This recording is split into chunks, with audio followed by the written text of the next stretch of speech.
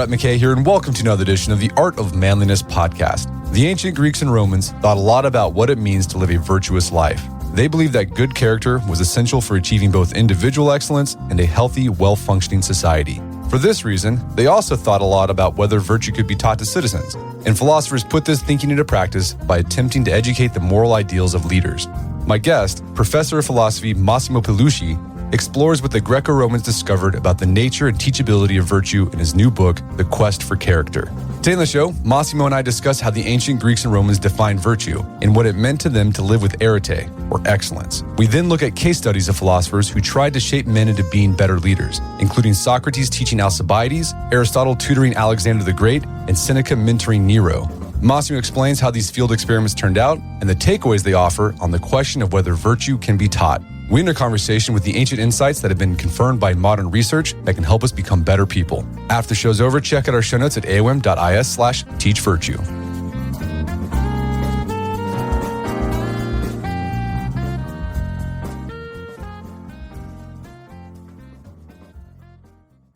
Massimo Pigliucci, welcome to the show. Pleasure to be here. Thank you. So you are a professor of philosophy, and you got a new book out called The Quest for Character, with the story of Socrates and Alcibiades, teaches us about our search for good leaders. And this is a great, very readable introduction to moral philosophy. For those who aren't familiar with moral philosophy, how would you describe it? And you're an academic. How does moral philosophy differ from a lot of the philosophy you see in academia today? Oh, it differs a lot. So first of all, moral philosophy refers to, depending on who you ask, I guess. So in modern terms, and that means for the last, let's say, 2.5 centuries, moral philosophy deals with the question of right and wrong. So if you're asking yourself, I'm about to do a particular act, to carry out a particular action, is this a right or wrong thing to do? Then you're doing moral philosophy, whether you realize it or not. And there are a number of major theories in academic philosophy that deal with how to settle questions of right and wrong. So, for instance, you could be a utilitarian. You could say, well, whatever is right is whatever has the best consequences and increases people's happiness. And whatever is wrong is whatever does the opposite. But in the sense in which I use it in the book, morality and ethics, which I use interchangeably, they mean the same thing to me, they're really about how to live your life. So it's a much broader question than just, is this action right or wrong? Of course, how to live your life includes questions of right and wrong. We all face issues of, should I do this or should I not do this? But it's much broader.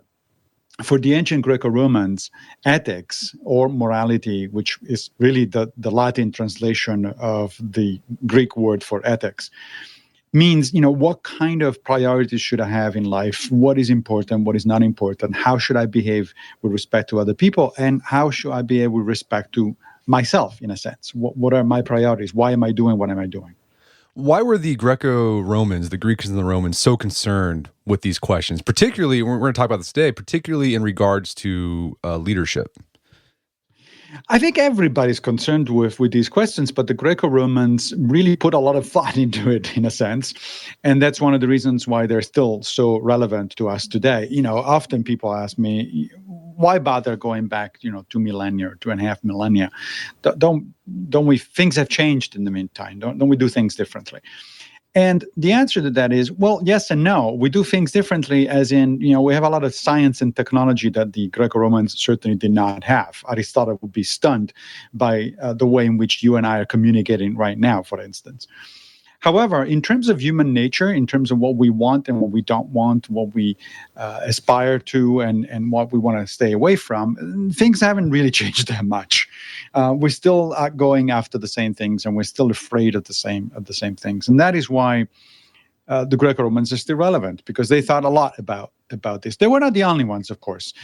In ancient India, for instance, Buddha and others, or in ancient China, Confucius and others, they pretty much similar thinking and arrived actually often at similar conclusions. But within the Western tradition, it is the Greco-Romans who really did most of the heavy lifting. So Greco-Roman moral philosophy is all about becoming virtuous.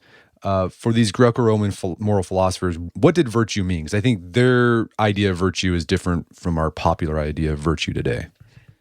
Yeah, that's right. I mean, today, if we think about the word virtue at all, we tend to think about the Christian version, because, of course, we come out of 2,000 years of history of Christianity. And so we tend to think about things like chastity and purity and things like that. That's not what the Greco-Romans were referring to. For the Greco-Romans, a virtue is a type of excellence. In fact, the Greek word is arete, which literally means excellence. And the idea, therefore, is to be the best human being you can be. And that, of course, means different things. And one of the important contributions of the Greeks and the Romans was to sort of unpack what that means. But the word excellence applies to all sorts of things, not just to human beings, for instance. I mean, you can have an excellent knife, which is defined as a knife that cuts very well, right? Well, that's a virtuous knife, according to this way of thinking. So in terms of being humans, what does it mean to be virtuous? Well, it means that you're very good at living with other human beings because that's your job. That is what you do. And living well with other human beings, according to the Greco-Romans, fundamentally meant following four virtues: practical wisdom, courage, justice, and temperance. Practical wisdom is the knowledge of what is and is not good in general and for you in particular. Justice is the knowledge of how to treat other people, fairly, with respect, the way in which you were wanted to be treated. Courage is the knowledge that you should be behaving in a certain way, regardless of the fact that it might cost you at a personal level. And then finally, temperance is a question of acting in the right way, in the right measure, not too much, not too little. If you follow those four, according to the Greco-Romans, you're going to have a good life. Well, as you said, virtue for these guys meant excellence, being an excellent human being. But how they figured that out, like what does it mean to be an excellent human being? Everyone took different approaches. So and just to give people an idea, like what was the approach that Plato took? And can we maybe contrast that to how Aristotle tried to figure out what excellence meant or virtue meant? Well, Plato actually did follow the four virtues that I just mentioned. Aristotle actually expanded that now because he was really into classifying things, into taxonomy. And so he actually expanded the list to about 12 virtues. But essentially, for both of them, a good human life, what they refer to as a eudaimonic life, eudaimonia in Greek just means a good life, a life worth living, is a life that works well for a human being. Now, let's try to figure out what that means. Let's say that you invite me over for dinner, and as a present, I bring you a plant, let's say a cactus, right? Okay. And now you have to take care of the cactus, okay? Now, in order to take care of the cactus, you have to know something about what makes cacti happy. If you just say, well, it's a plant, it wants lots of water, you're probably going to kill it because it's not a plant, it's a desert plant. Right? So it does need water, but not too much. On the other hand, it does need a lot of light. If you put it in the shade, it's also going to die, et cetera, et cetera. So there are certain things that are in the nature of cacti that make a particular type of life good for them and other kinds of lives not good. The Greco-Romans reasoned that the same goes for human beings. Human beings are a particular kind of animal. We are social animal, endowed, we are very intelligent social animals, endowed with the ability to reason. We tend to solve our problems by reasoning about it. So a good human life, therefore, is a life that is social, where you interact in a positive fashion, cooperatively with other human beings. And when you get to use your brain, basically, which is your most powerful evolutionary weapon, so to speak, in order to solve problems. So human excellence means a high capacity to reason and a high ability to live socially. And as you said earlier, other cultures had similar ideas, and it made me, Confucianism is all about this. That's the same conclusion. Like, we are social beings, and the way they try to express virtue was different from how the Greco-Romans did. They had these very set rituals and social protocols you're supposed to follow, but it was the same idea. It is the same fundamental idea, and too many times, often these people are interested in these differences between philosophies. Oh, the Confucians think this, the Buddhists think that, the Stoics think that.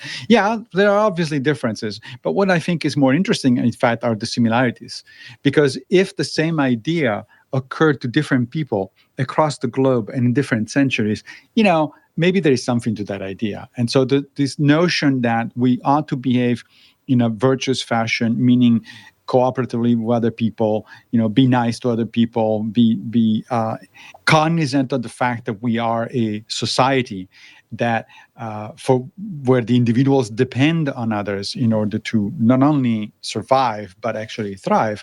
Well, that idea has occurred to a lot of different people in different times and cultures, and so probably there is something to it. Okay, so the Greco-Roman philosophers, they spend a lot of time thinking, debating about what is virtue, what does it mean to be an excellent human. But then after that, they started thinking about, okay, can we teach other humans to be more virtuous? Can virtue be taught? This is an important question. This is how civil society can exist. And there's two Socratic dialogues that wrestle with this question. Can virtue be taught? And what's interesting is they both come to different conclusions, which is disheartening. Can you walk us through the arguments as to whether virtue can be taught that are found in the Meno and the Protagoras? Yeah, so those are both, as you say, Platonic dialogues. They both feature Socrates, and Socrates comes up with two different conclusions, in fact, diametrically opposite conclusion. In the Meno, his conclusion is that no, you cannot teach virtue, very likely. And in the Protagoras, he arrives at the opposite conclusion. Now, what do we make of this? First of all, we need to figure out what is it exactly that Socrates is doing there. In the Meno, Socrates is debating the question of whether we can teach virtue. And in the end, he says, look, if teacher were the kind of thing that you can teach, then I would expect to see teachers of it around, right? Just in the same way in which you can teach other skills and therefore you have teachers accordingly, you should see a lot of teachers of wisdom. And he says, I don't see anybody. I don't see anybody that can do that sort of stuff. So he tentatively concludes that virtue cannot be taught. However, that tentative conclusion is then reversed in the Protagoras. Now, Protagoras is an interesting dialogue because it's named after a sophist, and the sophists were, in a sense, the arch enemies of Socrates. There's several Platonic dialogues that feature the debates between Socrates and the sophists. However, in this particular case, the sophist Protagoras not only argues successfully with Socrates, but Socrates at the end of the dialogue actually changes his mind, and he says, "Yeah, you're right. I guess that's correct. Virtue can be taught." And how does Socrates arrive to that stunning conclusion? Because he's convinced by a number of arguments that Protagoras puts forth. One of which is that virtue is a little bit like, let's say, learning how to play an instrument. Right? It's the kind of thing that requires a little bit of theory. You want to know a little bit about musical theory and musical notation if you want to be successful at playing an instrument. But mostly it requires a lot of practice. And that practice is helped if you go and learn from somebody who is already a good practitioner of it, right? In fact, Protagoras at some point says, look, Socrates, imagine that the very survival of our society dependent on everybody playing music, no matter how well, but everybody playing. What do you think would happen? We would be teaching music to everybody. And some people would, of course, be virtuosos and would be really, really good at what they're doing. Others would barely be able to produce a tune, but nevertheless, the skill can be taught to everybody and everybody would improve. And the idea is the same is true for virtue. Sure, some people are going to be naturally so much better. They're going to be much more pro-social, much more altruistic and whatever it is than others. But we can all improve. And part of that improvement comes through knowing what virtue is. So that's the theory, right? Knowing where you want to go with this.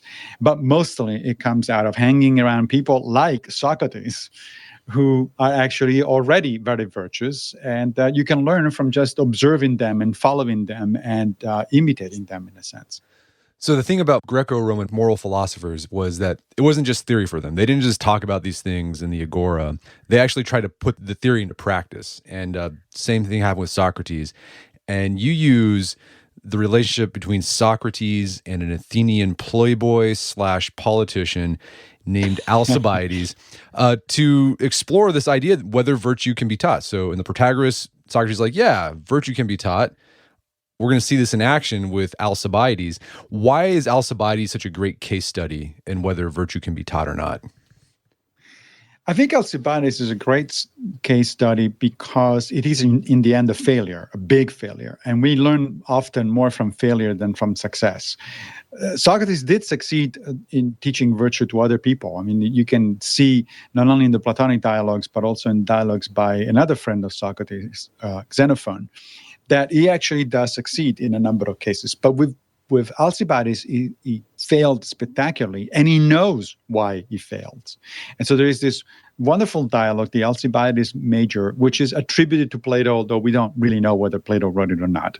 But nevertheless, it is one of our major sources on the relationship between these two. And the dialogue features a young Alcibiades who was dashing and brave and full of himself, of course, and handsome and rich, right? It was everything that you could possibly want to be as a young man.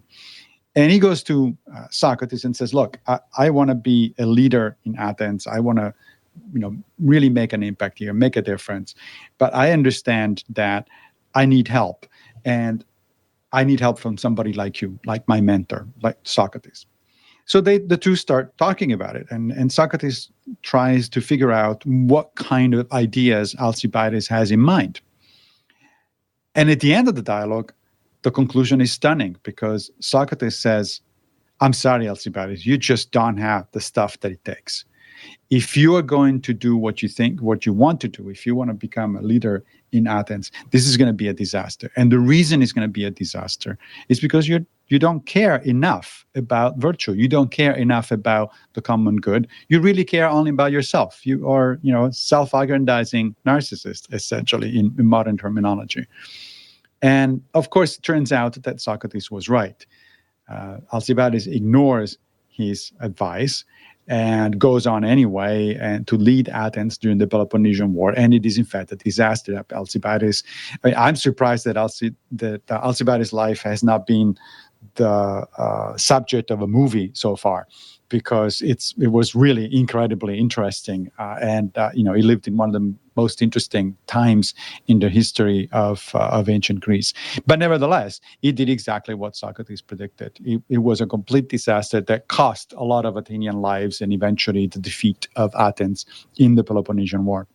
What do you think the takeaway I mean, maybe we don't know, but maybe from Socrates or Plato about Alcibiades? I mean, like, what was the takeaway? Okay, if a guy just doesn't want enough, then you can't teach virtue.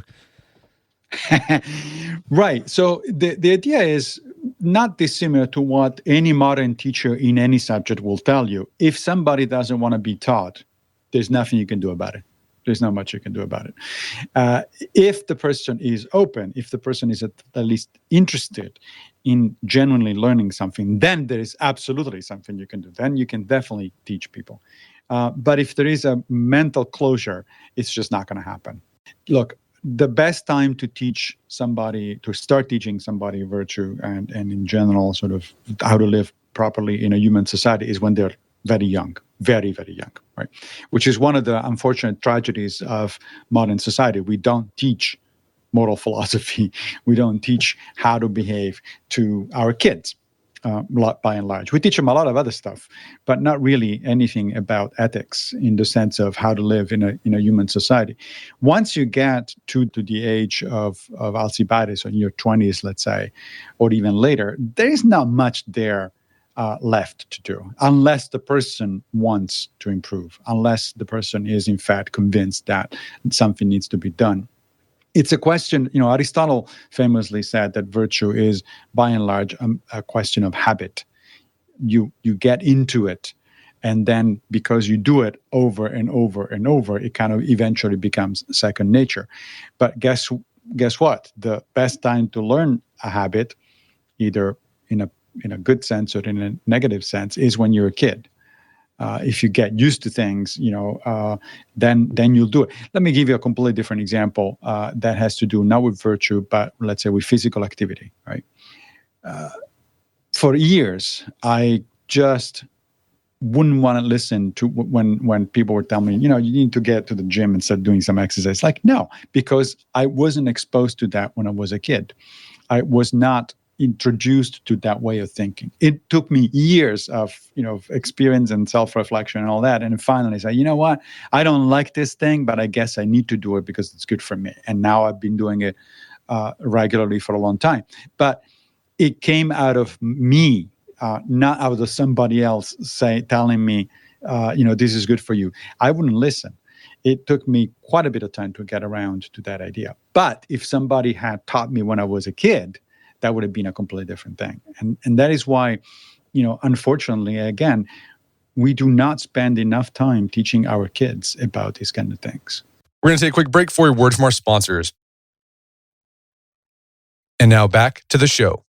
Okay, so Socrates failed with Alcibiades. You highlighted some other philosophers who tried to put this idea that virtue can be taught into practice by coaching, mentoring, teaching other leaders. Another famous one was Aristotle. He famously tutored Alexander the Great.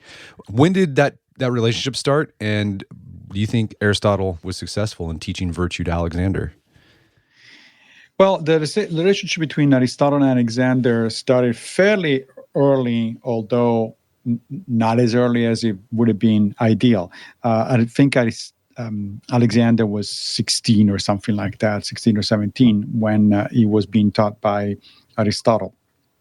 And yes, Aristotle did have certainly an impact on Alexander. In fact, in a sense, one could argue, and I do argue in the book, that Alexander went above and beyond what Aristotle taught him. For instance, one of the ideas that Aristotle insisted on was the importance of Pan-Hellenism, that is, of the notion that all of Greece should be unified in order to, function as a broader society and being more resistant to invasions from the outside, like the Persians, for instance, which from time to time were making trouble.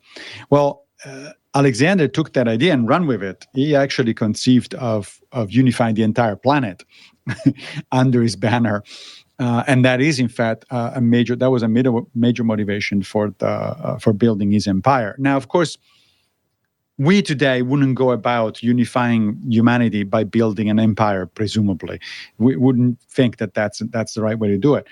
But Alexander really was into it, in part at least, because he thought it was a good idea to unify people of different cultures. So, in a sense, Aristotle did have a significant impact on Alexander. Alexander kept for the rest of his life, for instance, a copy of Homer's Iliad annotated by Aristotle, and he used it, to frequently as a sort of a guide for his own thinking and his own preparing for what he was doing. So, yeah, there was that's an example of fairly positive influence by a philosopher over a statesman.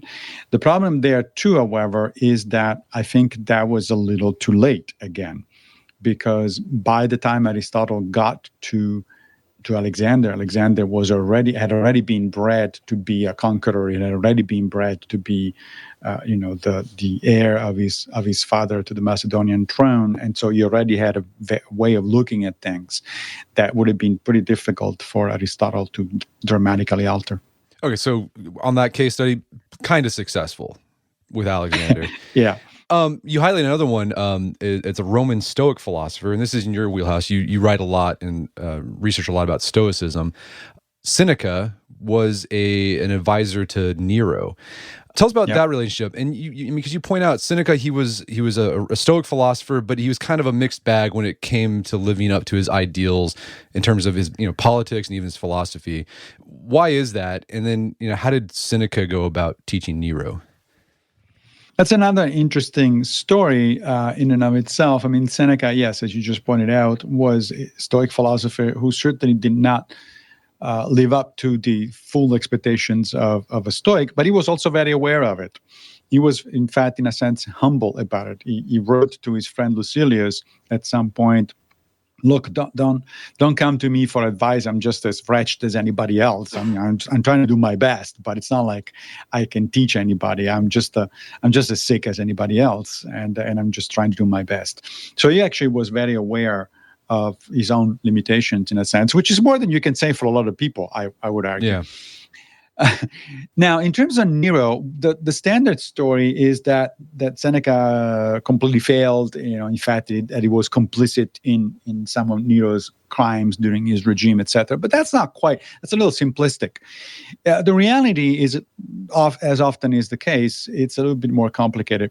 Turns out that Seneca, together with a colleague who was the head of the Praetorian Guard, which was the special guard of the emperor, they were actually able to pretty much rein in Nero for the first 5 years. The first 5 years of Nero's reigns are referred to by historians as the Quinquennium Neronis, which literally means 5 years of Nero. And they were a good time for Rome. There was prosperity. There was, the empire's borders were secure. People experienced a good life, et cetera, et cetera. So things actually went pretty well in the beginning. But Nero was unhinged, and he became more and more unhinged and difficult to control. And Seneca realized that. And in fact, he tried to retire. And Nero didn't want Seneca to retire because he felt that he needed the regime needed basically the support or the endorsement of the famous philosopher and the esteemed statesman that Seneca was. And this back and forth went on for a while until Seneca eventually tried to bribe the emperor, and he says, "Look, I'm going to give you most of my fortune. I don't care. I just want to, get out of the way." And in the end, of course, the end result was that Nero, at one point, suspected that Seneca was involved in a failed conspiracy against the emperor, which he probably wasn't. But Seneca probably didn't know about the conspiracy and didn't tell the emperor, which for all effective purposes is being involved in the conspiracy. And so Nero ordered Seneca to commit suicide, which he did in classic Stoic fashion. He did it sort of imitating his role model, which was Socrates. So that's another story that has a mixed bag kind of situation, right? And if in the book, there are several along those lines.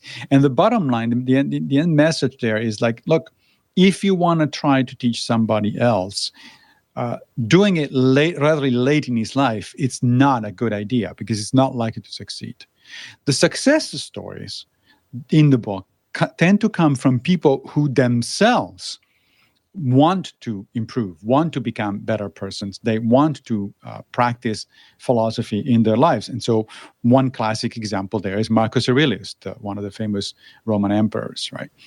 So the bottom line, the message there is that if we're talking about teaching somebody else, that has to be done under one of two conditions, either very early on in their lives so that you set them in the right habits, or if they really are prone and ready to be taught, so if they want that. Otherwise, it's much better to actually bet on somebody who is already of his own accord going in the right direction. He's striving already on his own accord because those are the people that really want to do the right thing. Yeah, that second approach of pick the leader instead of trying to train leaders to be good leaders, because you're probably going to be too late.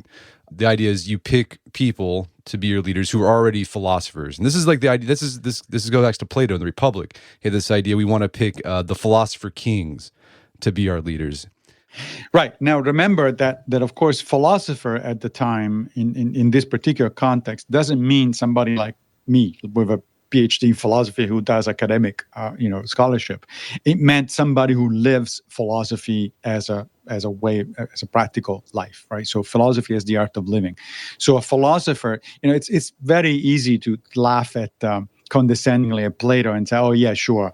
The last thing we want is to have philosophers in charge. That's because we tend to think of philosophers as these people with the head in the cloud who think about abstruse subject matters. But what Plato meant there was a philosopher here is somebody who lives philosophically, and therefore anybody can be a philosopher.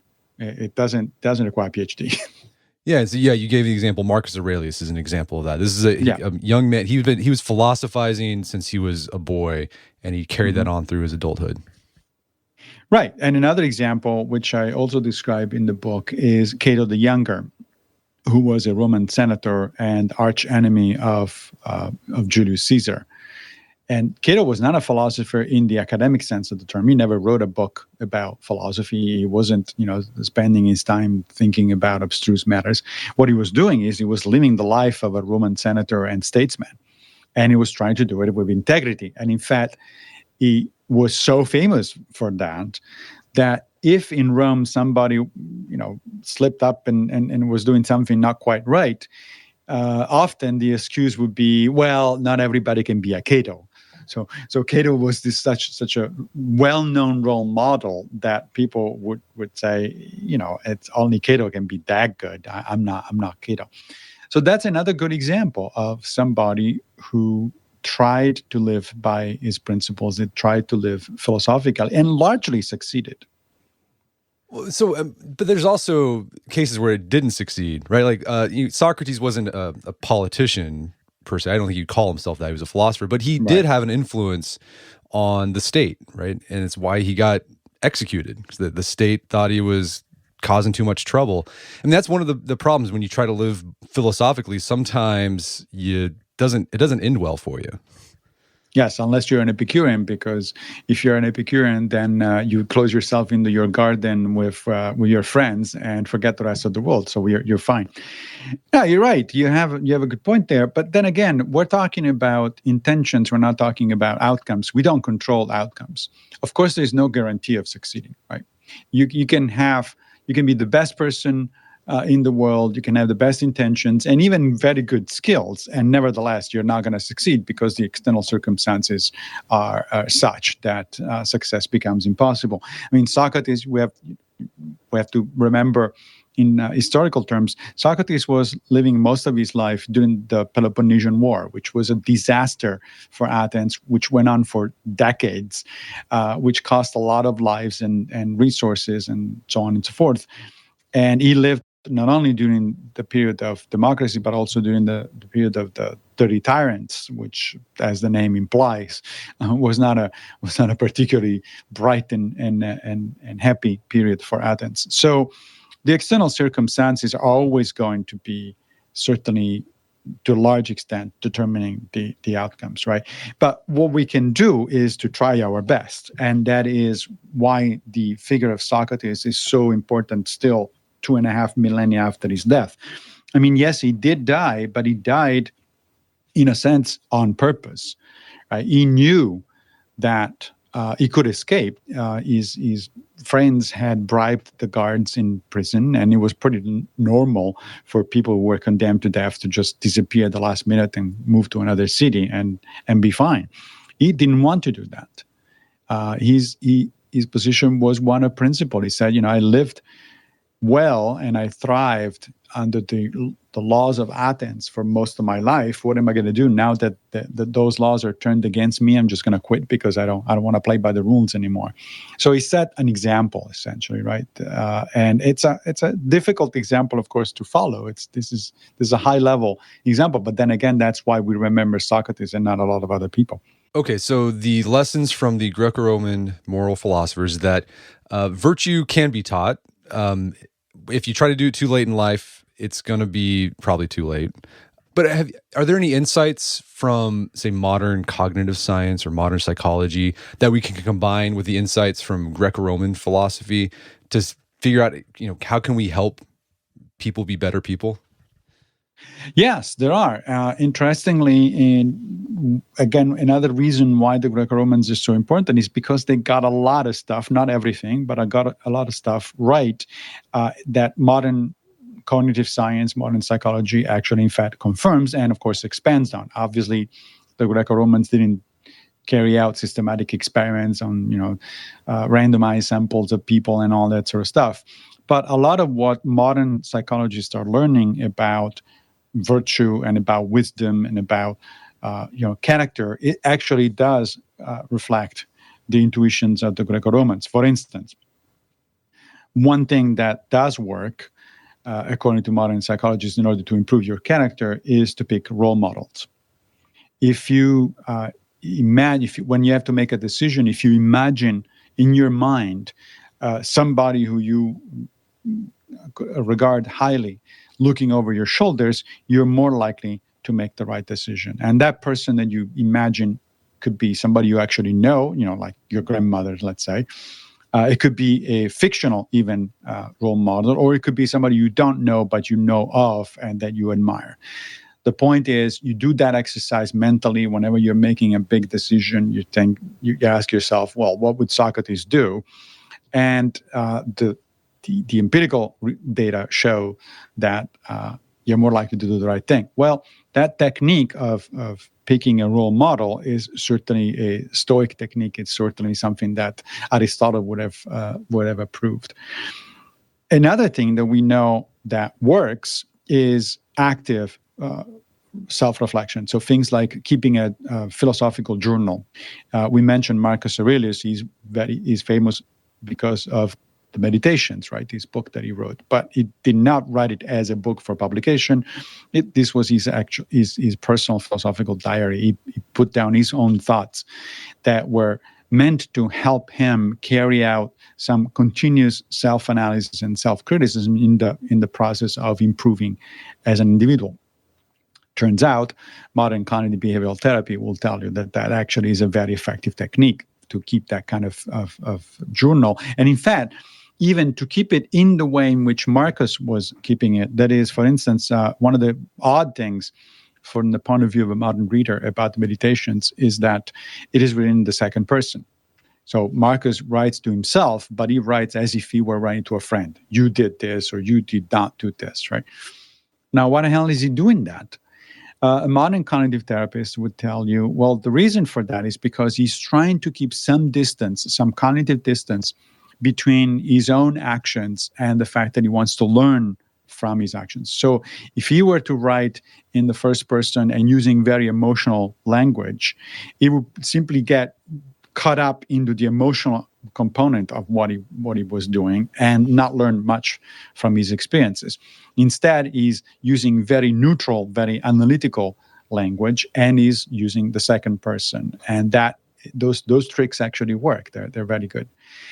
Modern cognitive science also tells us that some of the things that the ancient Greco-Romans thought did not work do not, in fact, work. One of the big ones is do nothing. Now, you would say, yeah, of course, doing nothing doesn't work. But a lot of people today think that, or seem to think that, the way you get wiser is just by getting older. Older people become wiser. But in fact, that's simply not the case. Becoming old is necessary but not sufficient condition, as philosophers would put it, for becoming wise. Just because time passes, that doesn't mean you're learning anything from your experiences. You have to learn actively. You have to pay attention to your experiences, and then you're learning. So it turns out that in order to be wise, you do need age because you need experience. It's hard to imagine a 15-year-old who is wise. 15-year-old may be ahead of his own age or her age or more mature, etc. But wise is kind of hard because they haven't had enough life experiences to reflect on to actually be wise.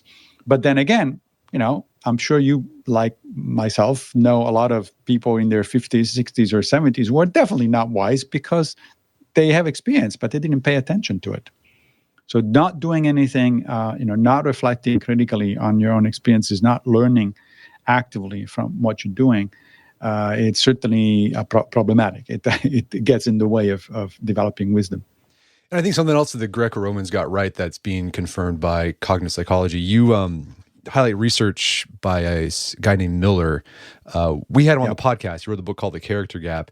And he just talked about different studies that show that when people in positions of power, they tend to think that they're good because they're in charge. Like, well, if I'm in charge, it must be good.